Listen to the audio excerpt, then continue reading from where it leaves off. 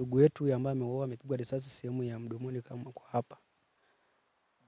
Lakini ule mwingine amepigwa kwa hapa kwenye paja ya uso. Kijana mmoja aliyejulikana kwa jina la Lomnyaki Logole, mkazi wa kata ya Oldonyowasi wilaya ya Arumeru mkoani Arusha, anadaiwa kuuawa kwa kupigwa risasi ya mdomo na wengine kujeruhiwa na askari wa SUMA, huku chanzo kikidaiwa ni baada ya ng'ombe 13 waliopotea na kukutwa wakiwa wameingia hifadhini.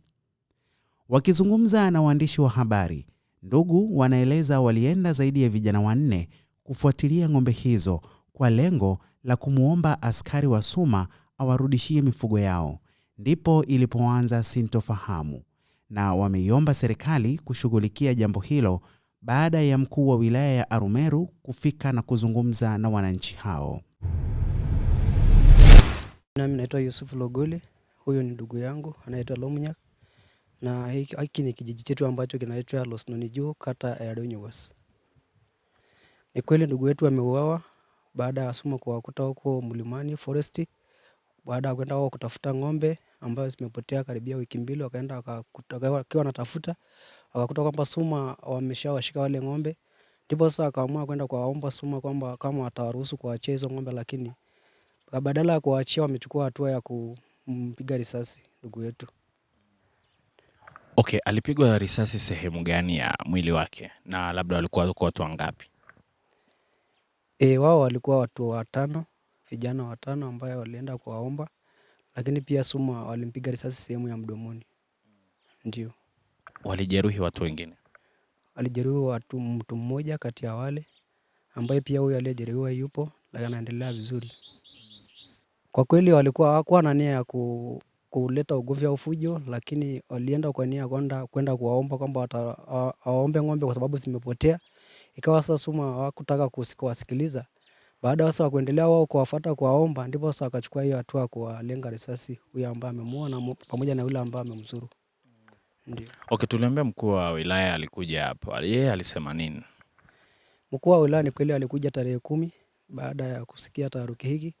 Akaja kwenye kijiji chetu, akakutana na viongozi wote, mawashili na viongozi wa kijiji na wakata pia pamoja na wananchi. Akaja akazungumza kutaka kujua changamoto nini hasa imesababisha, na kueleza pia changamoto za ambayo watu wanakutana nazo huku foresti. Na watu pia wameeleza changamoto zao, na mkuu wa wilaya pia amechukua hatua ya kuzijibu zile ambazo ameweza kuzijibu pale, lakini pia kuna mingine amesema kama serikali tutaenda kushughulikia kule. Kuhusu hili yeye anasemaje?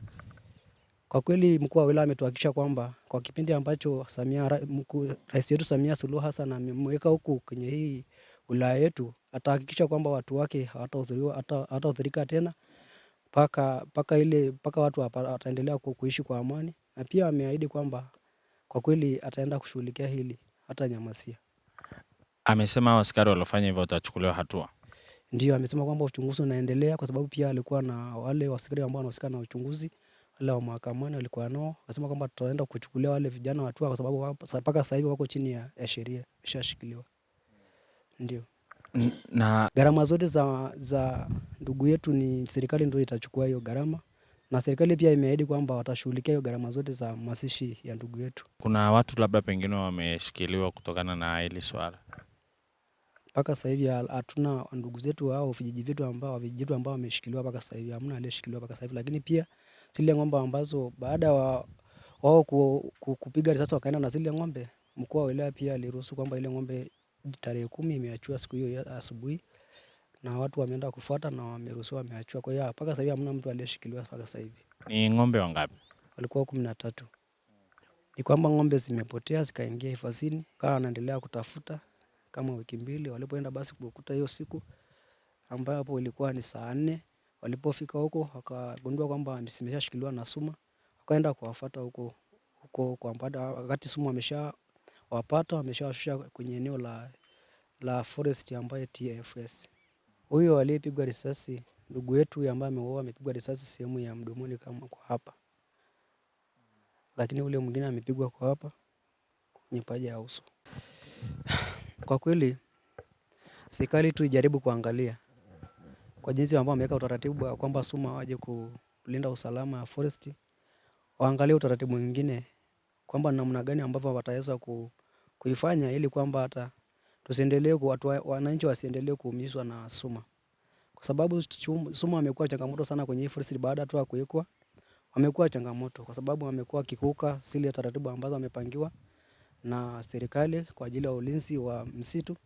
Wamekuwa kiuka hizo taratibu zote kwa sababu wamekuwa ni watu ambao wanaonea watu sana. Unakuta tu kama hauna kibali ile ambacho unapewa ili uingie na forest, wanakuonea. Kama unaye kibali pia wanakuambia tafuna. Ukikuta unatoa chakula yako, unanyang'anya ile chakula. Ukikuta saa nyingine unaye kibali unanyanyaswa tu kupigishwa vichura. Lakini pia wamama wanafanywa ukatili. Kwa kweli wamama wanafanywa ukatili mpaka wengine wanashindwa hata kuambia waume zao. Wanafanywa ukatili, lakini pia hilo la ukatili mkuu wa wilaya ameambiwa juzi. Naomba serikali iangalie sana kwa sababu SUMA wamekuwa wanaonea watu wamekuwa wakimbizi kila wakati katika forest. Ni kweli kabisa kwamba kijiji kimekaa na shirika hilo la TFS juzi tarehe 7 mwezi wa kwanza, akiomba kwamba naomba hata wapie basi muda waendelee kuangalia kama uharibifu utaendelea kama ambavyo umeonekana au sivyo. Waangalie wakae tena waangalie kwamba namna gani watakaa tena kuzungumza jinsi ambavyo uharibifu utaendelea kuzuiliwa. Lakini katika hilo siku 90 ambayo tu wananchi wameomba, akiwa diwani ndio mwenyekiti, hawajaweza kusimamia zile siku 90.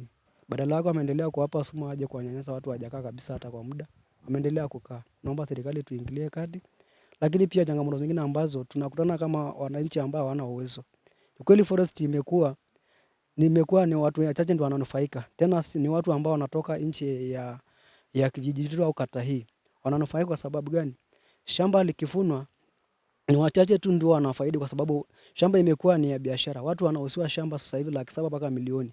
Hatua yenyewe inayouzwa ni hatua 23 sasa hivi mpaka 25. Nakuta yule maskini anashindwa kukua, anakosa hata ile hela ya kula licha ya kwenda kununulia shamba ambayo sio kwa muda, hata unakaa nayo tu kwa muda. Kwa hiyo hilo linatuhimiza sana na tujue kama serikali imeruhusu hiyo pia kwamba shamba liuzwe na inauzwa kwa watu ambao ni wako nje wa kata yetu. Jina naitwa Isaya Leboni. Mwenye amefariki ni ndugu yangu. Ni kaka yangu. Kwa kweli mimi sijakuwa eneo na sijakuwa karibu. Nilikuwa mbali. Nilikuwa mikoa mingine. Lakini nimesikia tu tukio limetokea. Ndio nikaweza kurejea hapa. Tumesikia uchungu sana. Tunasikia uchungu sana na kuna watoto wadogo. Na katika kuwalea, anawalea kwa njia ngumu sana na hali yenyewe sasa ni ngumu. Mkuu wa wilaya ya Arumeru, Mwinyi Ahmed Mwinyi, amethibitisha kutokea kwa tukio hilo na kusema kwamba jeshi la polisi linaendelea na uchunguzi zaidi. Hilo la vurugu ambazo zilitokea katika hiyo hifadhi, si ndio?